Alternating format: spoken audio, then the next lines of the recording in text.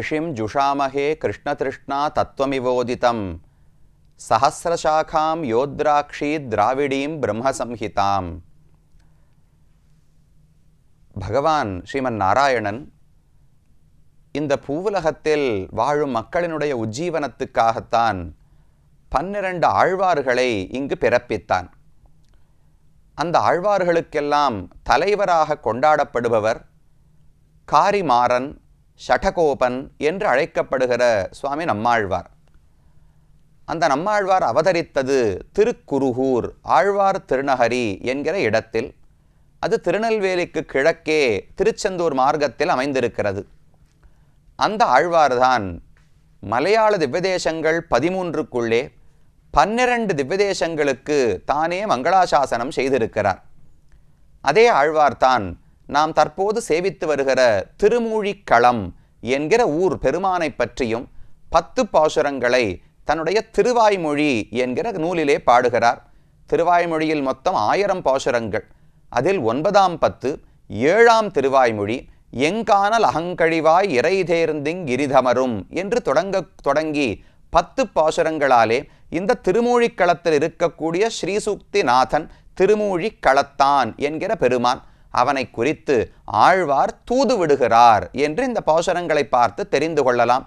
ஒரு காதலி தன்னுடைய காதலனை விட்டு மிகவும் நோவுபட்டு அவனை நேரடியாக காணவும் முடியாத போது அவனோடு ஒரு பேசுவதற்காக அவன் தன்னை கை கொள்ள வேண்டும், ஏற்றுக்கொள்ள வேண்டும் என்பதற்காக தூது அனுப்புவாள் அல்லவா. இப்போ ருக்மிணி ஒரு கண்ணனை திருமணம் செய்து கொள்ள வேண்டும்னு ஆசைப்பட்டாள்.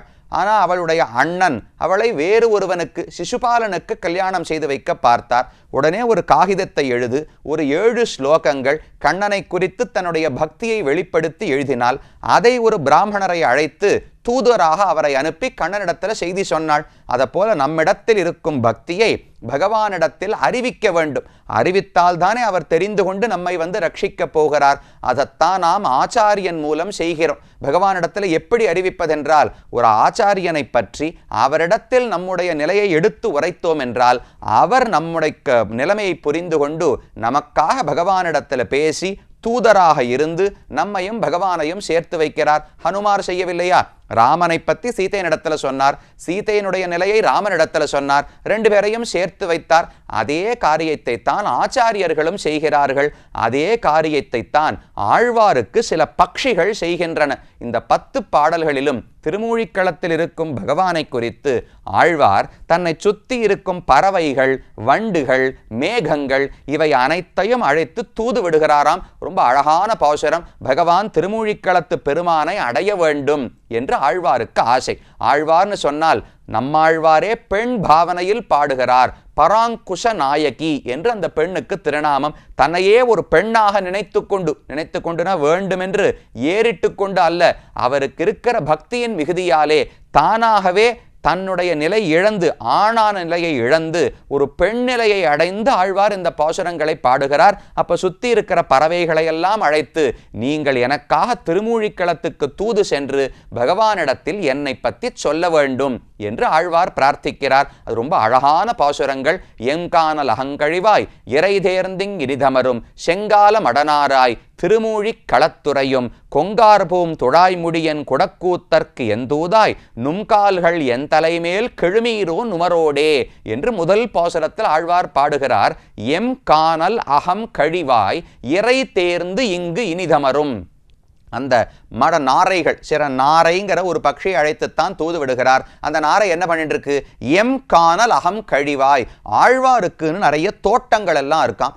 அந்த தோட்டங்களிலே இப்படி நீர் ஓடைகள் எல்லாம் ஓடிக்கொண்டிருக்குமாம். அந்த கழியிலே இறை தேர்ந்து தனக்கு வேண்டிய உணவு கிடைக்குமா, தன்னுடைய குட்டிகளுக்கு வேண்டிய உணவு கிடைக்குமான்னு தேர்ந்து வேட்டையாடி கொண்டிருக்கிறதாம் அந்த நாரைகள் எல்லாம். அந்த நாரைகளை பார்த்து ஆழ்வார் அழைக்கிறார். எம் கானல், என்னுடைய தோட்டத்திலே காட்டிலே, அகம் கழிவாய், உள்ளுக்கு இருக்கிற கழி ஓடையிலே, இறை தேர்ந்திங்கி நிதமரும் செம்கால மடனாராய். அந்த கால் நாரையினுடைய திருவடிகளை பார்த்தாராம். செவப்பா ரொம்ப அழகா இருந்துதான். அது ஆழ்வாருக்கு ரொம்ப பிடிச்சிருந்தது. ஓ, என்னுடைய சுவாமி நாராயணனுக்கும் கால் செவப்பா தான் இருக்கும், உங்களுக்கு கால் செவப்பா இருக்கு, அப்ப எனக்கு ரொம்ப திருப்தி. இந்த திருவடிகளை கொண்டு நீங்கள் தூது போனால் அந்த திருவடிகளை பகவானை நான் அடைய முடியுமே. அதனால செங்கால மடனாராய் திருமூழி களத்துறையும் கொங்கார் பூம் தன் துழாய்முடி எம் குடக்கூத்தற்கு. நீங்க என்ன பண்ணணும், இங்கிருந்து நேர திருமூழிக்களத்துல பகவான் இருக்கிறாரே, கொங்கு ஆர் பூம் துழாய் முடி, அழகான புஷ்பங்கள் சேர்ந்து திருத்துழாயால பூஷ்டப்பட்ட மாலைகளை உடைய திருமுடி பகவானுக்கு இருக்கு. அப்படிப்பட்ட எம் குடக்கூத்தற்கு, குடக்கூத்து என்று ஒரு விதமான நாட்டியம், கண்ணன் ரொம்ப நன்னா குடக்கூத்து ஆடுவாராம். அது என்ன பண்ணணும்னா கையில ஜக்லிங்னு சொல்லுவாளோ இல்லையோ, கையில குடங்கள் எல்லாம் கொடுப்பாளாம். அதை அப்படியே தூக்கி தூக்கி வானத்துல போட்டு ஜக்லிங் பண்ணணும். அதே சமயத்துல இடுப்புல ஒரு பெரிய ட்ரம்ஸ் பேரி வாத்தியம் வச்சுருப்பாளாம். அதையும் வாசிச்சுட்டே இதை தூக்கி போட்டு பிடிக்கணுமா. இதை கண்ணன் ரொம்ப நன்னா விளையாடுவாராம். அதனால குடக்கூத்தன் என்று பகவானுக்கு பெயர் உண்டு. கொங்கார்பூம் துழாய்முடி எம் குடக்கூத்தற்கு என் தூதாய், நான் அனுப்புகிற தூதனாக நீங்கள் எனக்காக திருமூழிக்களத்துக்கு செல்ல வேண்டும் என்று ஆழ்வார் பாடுகிறார். ஒரு சந்தேகம் வரும், இது என்ன ஆழ்வார்னு சொன்னா எவ்வளவு பெரிய ஞானியாக இருக்க வேண்டும்?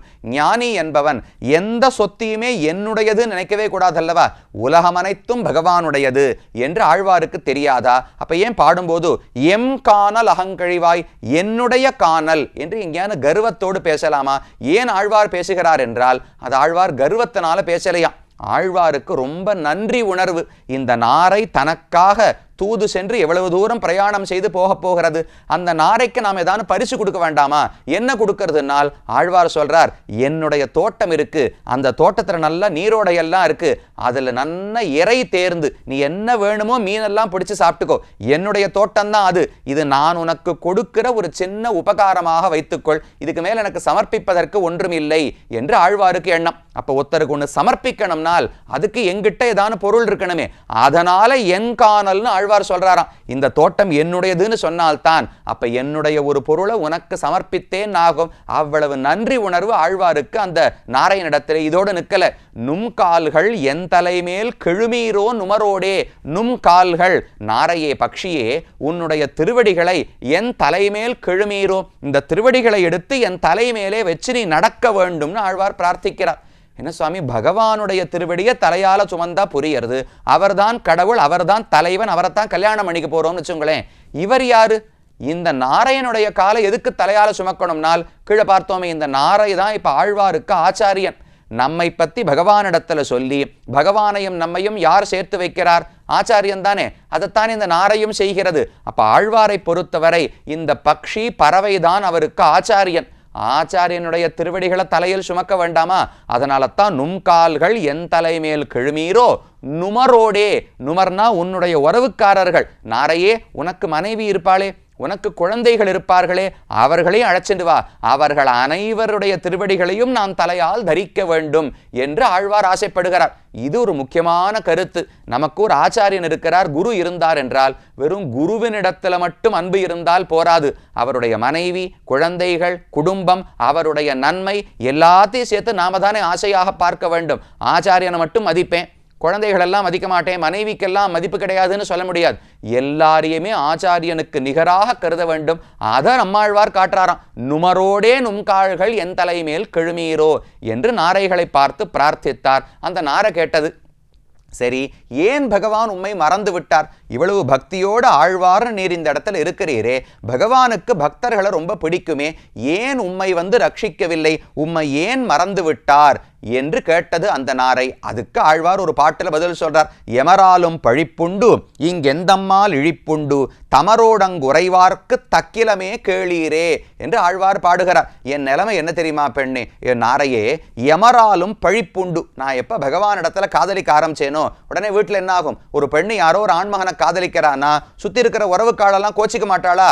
அதை போல ஆழ்வாருடைய உணவினர்கள் எல்லாம் ஆழ்வாரை ரொம்ப பழிக்க தொடங்கினார்களாம். எமராலும் பழிப்புண்டு.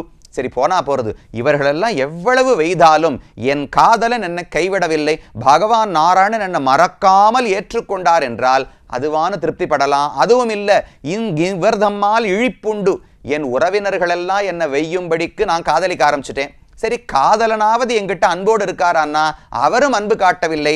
இது என்ன மோசமான நிலை? எமராலும் பழிப்புண்டு இங்கென் தம்மால் இழிப்புண்டு. ரெண்டு பேருமே கைவிட்டு விட்டார்கள், நீ மட்டும்தான் இன்னும் எனக்கு துணையாக நிற்கிறாய், எனக்காக திருமூழிக்களத்துக்கு போன்னு சொன்னா. அப்ப அந்த பறவை கேட்டது, நான் ஏன் போகணும்? பகவான் ஏன் உம்மை மறந்தார்? ஏதாவது காரணம் இருக்க வேண்டுமேன்னு தெரிவித்தாராம். அப்ப ஆழ்வார் தெரிவிக்கிறார், தமரோடு அங்கு உறைவார்க்கு தக்கிலமே கேளீரே. தமரோடு, பகவானுடைய பல பக்தர்கள் திருமூழிக்களத்தில் இருக்கிறார்களாம். பகவானுக்கு ஒரு பண்பு எப்பவுமே உண்டு, மென்மை, மார்தவம். இந்த ஆழ்வார் இந்த ஊரில் பெருமானிடத்தில் பார்த்த குணம். ஒவ்வொரு ஊர்ல பகவான் ஆழ்வாருக்கு வெவ்வேறு குணங்களை காட்டுவார். ஒரு இடத்துல தன்னுடைய பெருமையை காட்டுவார், ஒரு இடத்துல அழகை காட்டுவார், ஒரு இடத்துல கருணையை காட்டுவார், ஒரு இடத்துல அவருடைய எளிமையை காட்டுவார். இதை போல ஒவ்வொரு குணம் உண்டு. இந்த ஊரில் பகவான் ஆழ்வாருக்கு காட்டின குணம் தன்னுடைய மென்மை, மார்தவம் என்று சொல்லப்படுகிறது. மகாத்மாக்கள் விரகம் சகியாத மார்தவம் வளத்தின் களத்தே கூடுபூரிக்கும் என்று பெரியோர்கள் தெரிவிக்கிறார்கள். மார்தவம்னு சொன்னால் தொட்டா மெத்து மெத்துன்னு உடம்பு இருக்கே, அந்த மார்தவம் கிடையாது. இது உள்ளத்தில் இருக்கக்கூடிய மென்மையா. உள்ளத்தினுடைய மென்மையனா என்ன? ரொம்ப அதிர்ச்சியான செய்தியை கேட்க முடியாது. அதை போல பகவானுக்கு தன்னுடைய பக்தர்கள் இருக்கிறார்களே, அந்த பக்தர்களை விட்டு ஒரு க்ஷணம் பிரிஞ்சா கூட பகவானால இருக்கவே முடியாதாம். ஆள வந்தார் என்று ஒரு பெரியவர் ஆச்சாரியன் அவர் பாடுகிறார், சகிருத்வதாகார விலோகநாசயா திரிணீகிருதானுத்தம புக்தி முக்திபிகி மகாத்மபிர்மாம் அவலோக்கியதாம் நய க்ஷணேபிதே யத் விரகா அதிதுஸ்ஸகா. பகவான் தான் எனக்கு அனைத்தும், அவனை தவிர எனக்கு உலகத்தில் எதுவும் வேண்டாம் என்று ஒரு பக்தன் இருந்தால் அந்த பக்தனை விட்டு பகவானால பிரியவே முடியாதான். 10 நிமிஷம் பிரிஞ்சு வந்தா கருப்பா இருக்கிற உடல்லாம் வெளுப்பா ஆயிடுமா, கண்ணெல்லாம் என்னமோ வியாதி வந்தது போல செவப்பா இருக்கிற கண்ணு வெளுப்பா ஆயிடுமா, இவருக்கு ஏதோ உடம்பு வந்துடுத்து உயிரே போயிடுமோங்கிற அளவுக்கு பயமாயிடும். திரும்ப பக்தர்களுக்கு கிட்டக்க கொண்டு போயிட்டா பகவான் அண்ணா சந்தோஷமா இருப்பாராம். இவ்வளவு மென்மை பகவானுக்கு உள்ளது.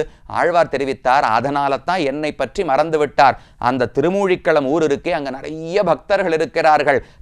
தமரோடு அங்கு உறைவார்க்கு, தன்னுடைய பக்தர்களோடு சேர்ந்து பகவான் அந்த ஊர்ல இருக்காரா, அவர்களை விட்டு பிரிந்து வந்தால் தானே என்னை வந்து கல்யாணம் செய்து கொள்ள முடியும்.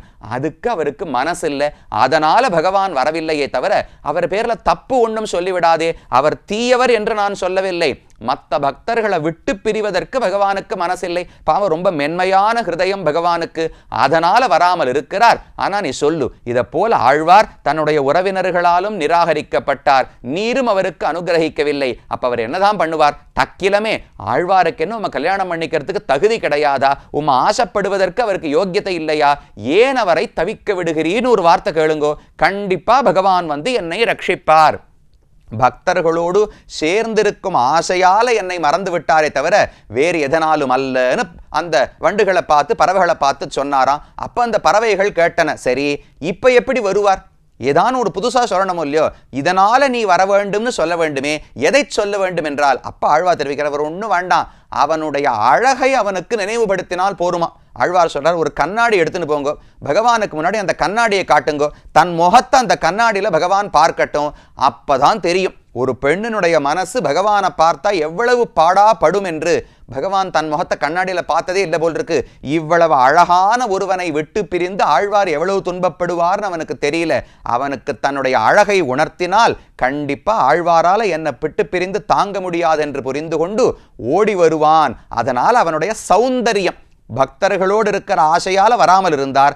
ஆனா அவருடைய அழகை பகவானுக்கு நினைவுபடுத்தினால் வந்து விடுவார்னு ஆழ்வாருக்கு எண்ணம். அதனால தான் பாடுகிறார், ஏந்து பூன் முலை பயந்து என் இணை மலர்கண் நீர் ததும்ப தாம் தன்னை கொண்டகல்தல் தகவென்று என்று உரையீரே. தாம் தம்மை கொன்று அகல்தல். பகவான் என்ன பண்ணிட்டார்? தாம் மட்டும் புறப்பட்டு போயிருந்தா பரவாயில்லையாம், தன்னுடைய உடம்பையும் எடுத்துட்டு போயிட்டாராம். ஆழ்வார் சொல்றது, ஐயோ அந்த திருமேனி தான் எவ்வளவு அழகா இருக்கு, என்னால் அதை மறக்கவே முடியவில்லை. தன்னுடைய திருமேனியை தான் எடுத்து கொண்டு போவது தவறு, அதை எனக்கு கொடுக்க வேண்டும், அந்த அழகை எனக்கு காட்ட வேண்டும்னு பிரார்த்தியுங்கோள் என்று ஆழ்வார் மிகுந்த ஆசையோடு இந்த பெருமானை எப்படியாவது அடைய வேண்டும். ஒழிவின்னி திருமூழி களத்துறையும் ஒன் சுடரைன்னு ஆழ்வார் தெரிவிக்கிறார். ஒழிவின்னி, பகவான் திருமூழி களத்திலிருந்து விட்டுட்டு போகவே மாட்டாராம். ஏன்னால் நாம் இன்னும் சம்சாரத்தில் இருக்கோமே, ஒவ்வொரு சம்சாரி இந்த ஊரில் இருந்தாலும் பகவான் திருமூழிக்களத்திலிருந்து புறப்படவே மாட்டாராம்.